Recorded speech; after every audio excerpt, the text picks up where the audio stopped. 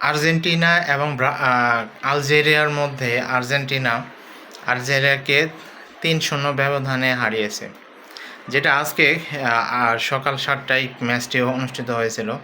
এবং এই খেলা নিয়ে অনেকের মধ্যে উত্তেজনা ছিল, আলোচনা ছিল। বিশেষ করে বাংলাদেশের দর্শকরা তো আসলে বলতে গেলে আর্জেন্টিনা ব্রাজিলের ভক্ত।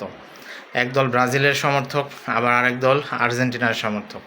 কে কাকে পচাবে, কে কাকে কথা দিয়ে হারাবে, এটাই যেন সবার মধ্যে লেগে আছে এবং সবাই চেষ্টা করে যেন একজন আরেকজনকে কথার মধ্যে ডুবিয়ে রাখতে। যাই হোক, আর্জেন্টিনার মেসি আজকে হ্যাটট্রিক করেছে, 3টি গোল একাই করেছে এবং তিনি ৭৬ মিনিটে উঠে যাওয়ার আগে তিনি হ্যাটট্রিক করেন এবং ৩-০ গোলের ব্যবধানে আর্জেন্টিনা আলজেরিয়াকে হারিয়ে দেয়, যেখানে মেসি একাই 3টি গোল করেছে এবং এই বিশ্বকাপে প্রথমবারের মতো হ্যাটট্রিক অর্জন করে আর্জেন্টিনার মেসি। যাই হোক, মেসি এবং আর্জেন্টিনা দলের জন্য অনেক অনেক শুভকামনা থাকলো, ভালোবাসা থাকলো।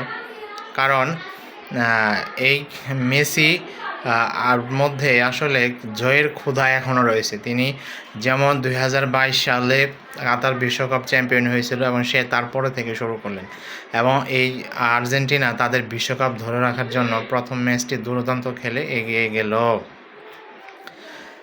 মেসির আজকে 3টি গোল করার ফলে তার বিশ্বকাপে মোট গোলের সংখ্যা হয়েছে 16টি। এখন তিনি জার্মানির মিরোস্লাভ ক্লোসাকে ধরে ফেলেছে, যেখানে মিরোস্লাভ ক্লোসার সর্বোচ্চ গোল 16টি করেছিল এখন পর্যন্ত এই ফুটবল বিশ্বকাপে।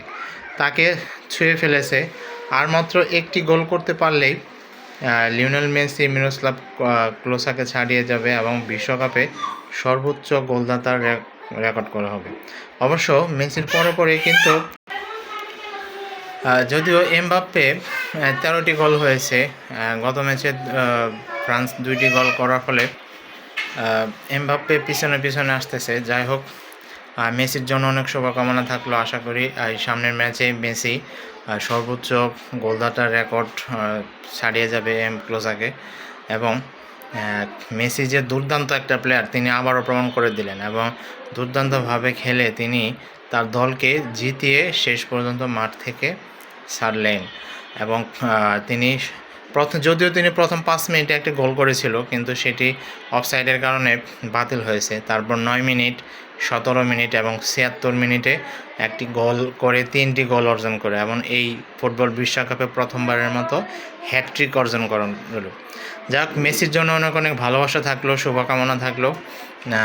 তারপর আর্জেন্টিনা দলের জন্য অনেক শুভকামনা। আশা করি আর্জেন্টিনা তার পরবর্তী ম্যাচগুলোতে আরও ভালো খেলবে এবং তার পরবর্তী ম্যাচগুলোতে ভালো খেলে তাদের শিরোপাটা ধরে রাখবে।